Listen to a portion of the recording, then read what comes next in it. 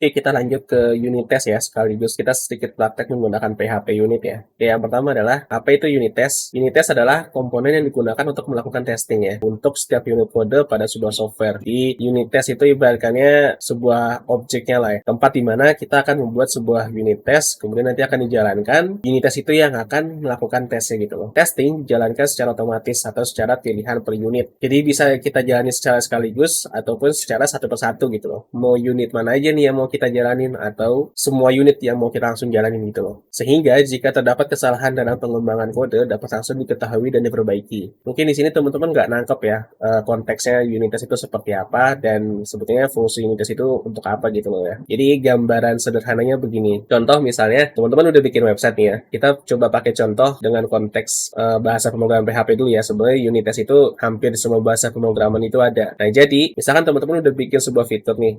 Misalkan fiturnya yang pertama tambah mahasiswa gitu ya. Nah, terus teman-teman bikin fitur lagi namanya tambah dosen misalnya. Nah, di sana itu kan memiliki dua kemiripan ya. Jadi katakanlah teman-teman melakukan extend dari tambah mahasiswa ke controllernya tambah dosen gitu loh. Karena hanya berbeda value-nya saja gitu misalnya seperti itu ya. Nah, ketika teman-teman melakukan perubahan dari tambah mahasiswa misalnya karena dosen itu extend ke tambah mahasiswa sehingga teman-teman kan harus melakukan testing lagi ya ketika teman-teman mengubah kode dari tambah mahasiswa itu ya. Karena si tambah dosen juga menggunakan atau turunan dari kodenya tambah mahasiswa gitu kan. Sehingga teman-teman ketika mengubah kode tambah mahasiswa harus ngetes lagi kode tambah dosen. Ya kan? Jadi ibaratnya teman-teman balik ke browser terus ngetes lagi gitu loh. Nah, itu kan merepotkan ya, melakukan tes berulang kali yang sama gitu kan. Nah, akhirnya muncul sebuah solusi yang disebut unit test. Ya, jadi teman-teman nggak perlu nyalain Laragon atau buka browser lagi, teman-teman tinggal testing lewat unit test aja gitu loh. Nah, jadi teman-teman bisa mengurangi aktivitas teman-teman gitu loh. Jadi kita nggak perlu bolak-balik kayak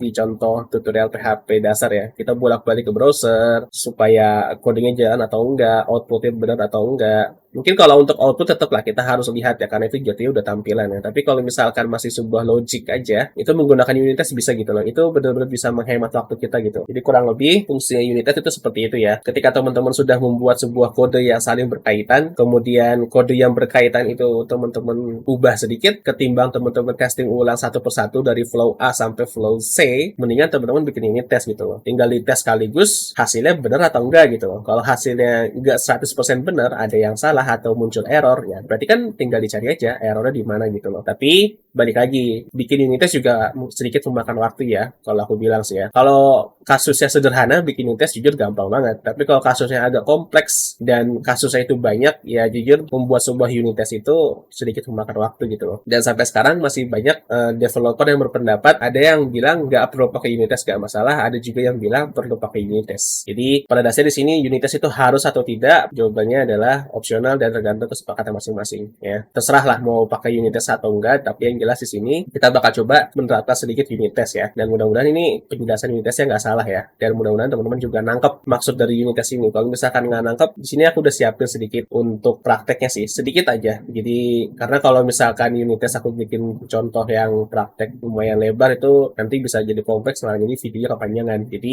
aku bikin yang simple aja ya di video ini. Nah, yang pertama adalah sesuai tadi aku bilang ya, unit test itu nggak cuma di PHP ya. Unit test itu hampir ada di semua bahasa pemrograman lah, katakan seperti itu. Jadi kalau di PHP, unit test itu kita perlu menggunakan namanya adalah PHP unit. Kita coba ke halaman PHP unit itu ya.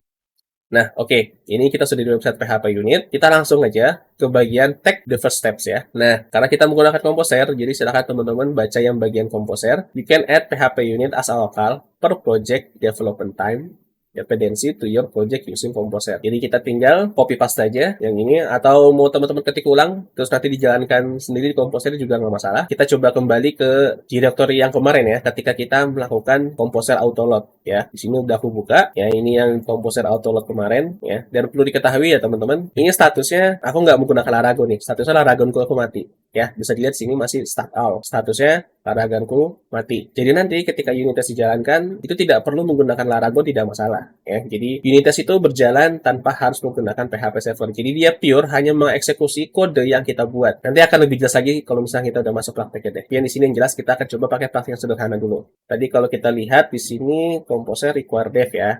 Nah, di sini, ini aku copy dulu deh. Ya, ini aku coba balikin, digedein lagi. Bisa pencet shift insert ya untuk paste teks ke dalam terminal ya. Oke, di sini aku coba jelasin dulu ya. Di sini dia menggunakan option namanya dev. Jadi setelah composer require, strip dev ya. Jadi maksudnya di sini adalah secara nggak langsung cara baca itu begini. Composer tolong install PHP unit dengan catatan PHP unit ini hanya diinstal untuk development ya. Jadi composer require strip dev ini nanti dia akan masuknya ke dalam require dev, bukan ke dalam require. Ya, jadi suatu saat nanti ketika teman-teman misalkan udah mulai kerja nih, terus pasti nanti ada yang namanya development dan production gitu loh. Ya, kita kan nggak mungkin ya install PHP unit di production gitu ya, atau di tempat klien gitu. Buat apa gitu loh. Di klien nggak bakal pakai PHP unit gitu loh. Yang menggunakan PHP unit hanya developer, sehingga PHP unit lebih baik dimasukkan ke dalam require dev. Dan biasakan sudah ada development dan production, ketika di production kita nggak harus selalu menjalankan composer install. Kita cukup menjalankan composer install dengan tambahan option no dev.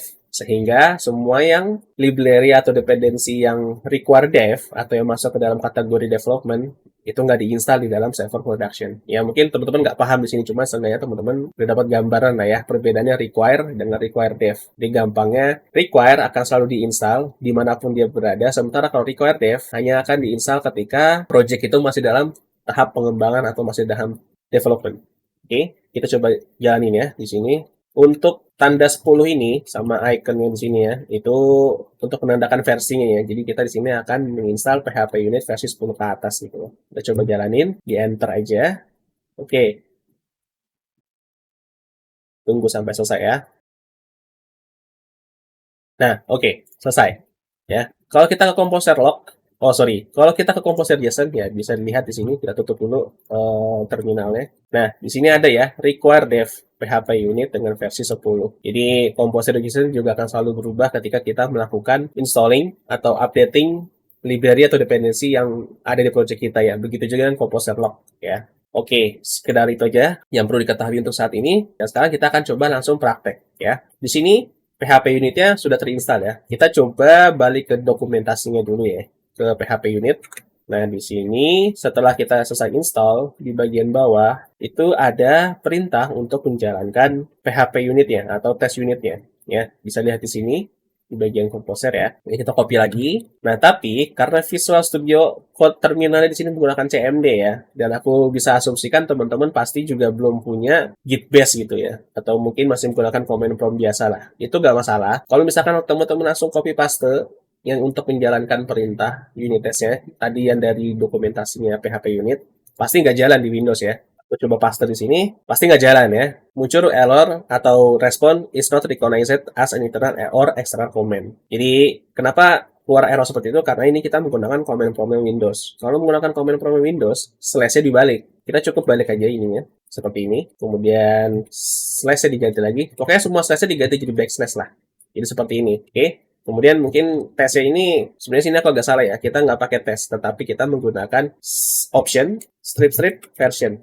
Ya, ini untuk membuktikan PHP unit kita sudah terinstall atau belum. Ya, kalau misalkan PHP unit kita belum terinstall, ini versi nggak bakal jalan, nggak bakal keluar nih output versi seperti ini.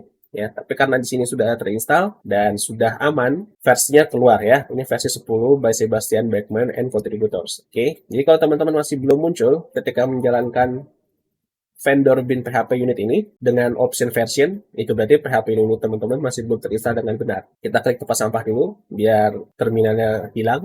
Sekarang kita akan masuk ke prakteknya. Pertama, kita bikin folder baru di root ya, bukan di dalam app atau vendor. Kita bikin folder baru namanya tes. Kemudian di dalam tes, nanti kita akan bikin PHP unitnya di sini atau unit testnya di sini ya. Sekarang kita coba di bagian app, kita di controller, kita bikin controller baru ya. Namanya misalkan contohnya di sini kita bikin login controller gitu ya. Ke PHP gitu. Nah, di login controller ini katakanlah kita akan membuat sebuah sistem login. Katakan seperti itu ya. Aku coba bikin ini dulu deh. Nah, katakan seperti ini ya. Ada metode login gitu ya. Kemudian katakanlah kan biasanya login itu pasti ngambil ke database ya. Cuma di sini kita bikin variabel atau properti lokal aja lah ya. Kita nggak perlu bikin database lah supaya cepat. Jadi di sini aku bakal bikin private. Oke, contoh ya. Jadi contohnya di sini kita punya database user menggunakan email dan email.com dan passwordnya password gitu ya. Contoh aja ya. Jadi kita nggak perlu pakai database. Jadi seolah-olah dua properti ini adalah database kita gitu loh. Contohnya kita akan testing atau membuat fitur login gitu ya. Kan pasti kita ngecek dulu kan loginnya dari si user ini apa dan passwordnya dari user yang dikasih dari user, maksudnya yang diisi di form gitu ya, itu apa gitu loh. Jadi kita bikin di sini misalnya email sama di sini password. Oke. Terus ya katakan kita bikin logic biasa lah ya, if $email sama dengan dollar, seperti ini ya logik sederhananya. Kemudian ketika berhasil login ya sudah return true misalnya. Kalau misalkan gagal login ya sudah return false.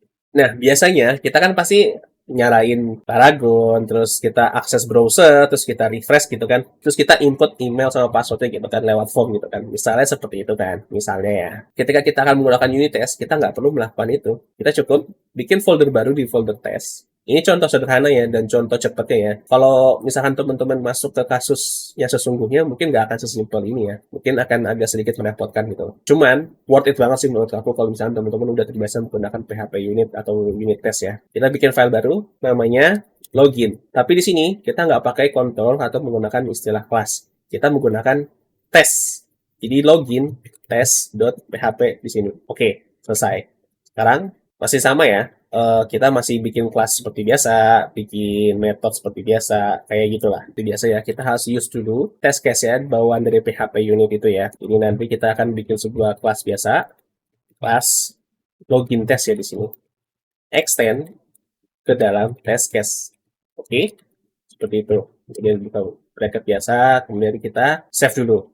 Oke. Nah, kita nggak perlu pakai namespace di sini ya, karena login test ini hanya akan dilakukan atau digunakan untuk testing aja. Kita nggak perlu namespacing dia gitu loh. Tapi kalau teman-teman mau buat juga ya silakan aja. Tapi kalau misalkan kita kembali ke dokumentasi yang ada di sini, dia tidak menggunakan atau menjelaskan harus menggunakan namespace ya, karena ya memang ini hanya folder untuk testing gitu loh. Jadi mungkin nggak akan kita gunakan di dalam fitur kode kita gitu loh. Sehingga kita nggak perlu menggunakan namespace ini, nggak apa-apa. Mungkin aku nggak akan seperti yang ngikutin yang ada di dokumentasi sini sih. Dia akan menggunakan final class, terus dia ada declare strict type 1 ini ya. Menurutku itu nggak perlu lah ya. Jadi di sini ya aku nggak akan sepenuhnya mengikuti dokumentasi itu gitu loh. Setelah kita sudah extend ke test case dan deklarasikan test case bawaan dari PHP unitnya, kita tinggal deklarasikan class atau controller yang mau kita tes gitu ya. Karena di sini kita mau testing login controller, jadi kita tinggal use app controller ya, login controller seperti biasa gitu ya. Nah, udah selesai. Sekarang kita pakai kelasnya. Kita deklarasikan dulu kelasnya kan. Oh, sorry. Bikin metodenya dulu ya. Di dalam unit test, kita perlu membuat sebuah metode ya. Sehingga metodenya nanti akan dieksekusi secara otomatis dengan PHP unitnya untuk menjalankan tesnya gitu loh. Nah, di sini ada sedikit aturan ya untuk membuat sebuah metode di dalam sebuah unit test ya. Pertama, seperti biasa kita pakai public, tapi diawali dengan test. Dan di sini sifatnya camel-case ya penulisannya ya. Jadi harus diawali dengan huruf kecil gitu loh. Kemudian, kita jelaskan gitu loh. Ini tes apa? Di sini kita akan coba bikin positive test case dulu gitu ya. Test, login, can handle, if, email, and password correct. Ini kurang lebih seperti itu ya. Kita kasih tahu ini tesnya apa. Ini tes untuk fitur login yang bisa menghandle jika email dan passwordnya benar. Ya, itu cara baca bahasa Indonesia-nya ya. Bahasa Inggrisnya ya seperti ini ya. Seperti biasa, deklarasi metode seperti biasa. Kemudian kita tinggal bikin logiknya di sini. Kita sudah deklarasikan login control di sini ya. Berarti kita tinggal deklarasikan kelasnya. Kita tinggal bikin $controller aja ya. Sama dengan new, seperti biasa ya, kayak deklarasi kelas biasa, sini. Kemudian kita jalani metode loginnya di sini, controller login. Oke, sampai sini dulu. Oke, untuk, ini ada error nih kayaknya. Oh, sorry, ini kurang public function ya, seperti ini ya. Nah, sip. Nah, login ini kita bikin seolah-olah user itu nginputnya datanya bener ya, karena kita mau bikin positive test case gitu ya. Yang itu berarti di sini juga udah kita tulis login can handle if email and password correct ya. Berarti kita ingin membuat sebuah test case atau sebuah tes dengan value atau dengan input dari user yang benar ya. Jadi seolah-olah ini user loginnya pakai password dan email yang benar gitu loh. Kita bakal testing sistem kita bisa handle nggak kalau misalkan login, memasukkan password dan email yang benar gitu loh. Jadi kita coba masukin di sini yang pertama email, yang kedua password ya. Kita coba balik ke login controller. Ini emailnya, kita masukin ke sini. Kemudian passwordnya kita masukin ke parameter selanjutnya. Oke, sampai sini dulu selesai. Oke, nah di kelas test case itu ada yang namanya method this asset false atau asset true ya. Ada dua nih, this asset false sama asset true ya. Ini untuk dua metode yang paling sederhana dulu ya, hanya ngecek boolean aja. Nah, karena kita tadi sudah bikin metode login, hanya akan mengembalikan true dan false, itu berarti kita bisa menggunakan assert false dan true. Masih ada banyak banget sebenarnya metode lainnya ya, nggak cuma assert false sama true ya, masih ada assert lainnya yang dari test case, teman-teman bisa cek dokumentasinya. Cuman yang jelas di sini, supaya video nggak terlalu panjang, aku pakai contoh yang paling sederhana dulu ya, yaitu menggunakan assert false sama true. Ya, karena login, ketika user memberikan password dan email yang benar, kan pasti returnnya true ya. Kalau kita lihat dari sini ya, returnnya true kan. Berarti kita bisa menggunakan asset true. Nah, jadi apa sih asset itu ya? Sebenarnya asset itu adalah expected output gitu loh. Expected output. Output yang kita ekspektasikan gitu loh. Jadi segala sesuatu yang dalam parameternya dari asset true ini biasanya ya, khusus untuk asset true sama asset false ini adalah realitanya. Nah, jadi mudah-mudahan teman-teman nangkep nih. Jadi asset true, kita berekspektasi bahwa metode dari login ini outputnya adalah true dan realitanya adalah hasil dari metode ini sendiri. Metodenya apa gitu loh. Ya, di sini kan kita berekspektasi kurang lebih cara bacanya seperti ini deh. Aku mendeklarasikan PHP unit untuk test case login can handle if email and password correct dengan harapan returnnya adalah true ya. Kalau misalkan ketemu hasilnya true juga gitu ya, sesuai ekspektasi kita, maka nanti hasil tesnya akan menjadi sukses atau menjadi tidak failure lah, tidak gagal gitu loh. Nah, tapi kalau misalkan kita bikin false di sini, jadi assert false, kita berekspektasi bahwa outputnya adalah false, padahal realitanya ini akan menghasilkan true, nanti test case-nya akan jadi error gitu loh. Outputnya akan jadi error gitu loh, hasilnya. Sekarang kita coba dulu ya, pakai true dulu. Jadi kita bikin sebuah test case, namanya test login can handle if email and password incorrect. Di sini kita berekspektasi bahwa outputnya adalah true dari metode login ini ya, dengan value email dan password yang benar ya. Kita coba balik ke terminal. Ini aku coba turunin deh, biar kelihatan codingnya. Ya. Kita tinggal titik, backslash, vendor, ya, bin, php unit, test. Kita coba enter ya. Oke. Nah, bisa dilihat di sini ya. Oke, satu tes, satu accession. Ya, bisa dilihat di sini tidak ada error ataupun peringatan sama sekali. Nah, sekarang misalkan aku salah berekspektasi gitu. Aku berekspektasi returnnya dari test case ini adalah false, bukan true gitu loh. Maka hasilnya tinggal pencet kata saja ya. Kalau misalkan teman-teman mau menjalankan perintah yang sama di command prompt atau terminal, tinggal enter lagi, akan keluar hasilnya failures. Tes 1, accession 1, failure 1. Ya, kenapa gagal? Atau kenapa failures hasilnya? Ya karena hasil output realitanya tidak sesuai dengan ekspektasi kita gitu loh. Ekspektasi kita adalah false, ya kan, assert false. Sementara di sini kan kita kan bikin test case positif ya. User menggunakan email yang benar dan password yang benar gitu loh. Maka hasilnya bukan false tetapi true. Jadi seharusnya di sini kita tulis true ya. Ya itu untuk positif case-nya. Ya, untuk positif case-nya, memang kita harus menggunakan assert true di sini. Ya, tapi kalau misalkan nanti suatu saat teman-teman bikin tes terus bilang, oh nih tinggal ganti assert true aja, nanti tesnya jadi bener kok. Ya nggak bisa gitu juga. Kalau misalkan output realitanya masih belum sesuai ekspektasi, bukan asetnya yang diubah, tapi logik yang dicek gitu loh. Berarti logiknya ada yang salah. Jadi kalau misalkan outputnya dari realita itu masih belum sesuai ekspektasi, nah disitulah fungsinya unit test. Kita jadi tahu bahwa output dari fitur yang kita buat itu masih belum sesuai ekspektasi kita. Kita harus memperbaiki logiknya supaya sesuai dengan ekspektasi kita gitu, ya kan? Ya kita kan tahu ya di sini. Ketika login berhasil, ya harapannya returnnya true dong. Ngapain juga return false gitu kan? Aneh juga. Sekarang kita coba bikin satu case lagi. Ini aku tutup dulu comment prompt-nya ya. Sekarang kita bikin satu case lagi untuk negatif testnya ya. Cuman di sini emailnya aku bikin kosong dan passwordnya aku biarin. Ini kan jadi salah ya. Ya kan, tapi karena kita ingin membuat sebuah negatif test case, ya kita itu pengen ngetes nih fitur yang kita buat, fitur login yang kita buat bisa nggak sih dia ngehandle kalau misalkan user tidak mengisi emailnya, jadi hanya berupa string kosong atau berupa sebuah null. Jadi kita pengen testing, bisa nggak sih aplikasi kita itu menghandle jika user tidak memberikan email, hanya memberikan password saja gitu. Apakah akan menghasilkan error atau akan menghasilkan false? Tentu kita sini berekspektasi hasilnya adalah false ya, karena user tidak memberikan email, jadi otomatis loginnya tidak valid, maka dianggap loginnya gagal. Jadi seharusnya mengembalikan nilai false. Sekarang kita coba buka lagi terminalnya, jalani lagi tesnya, kita coba. Oke, sukses semua ya. Tesnya dua-duanya aman. Berarti fitur login yang sudah kita buat di dalam project ini sudah aman. Ketika user tidak memberikan email ya, atau kita coba sini passwordnya juga kita ganti jadi 0 gitu. Itu kan termasuk test case ya. Ini bisa lagi bikin lagi kalau mau gitu loh. Jadi semakin banyak test case semakin bagus gitu loh. Kita coba jalanin lagi. Nah, nggak ada masalah.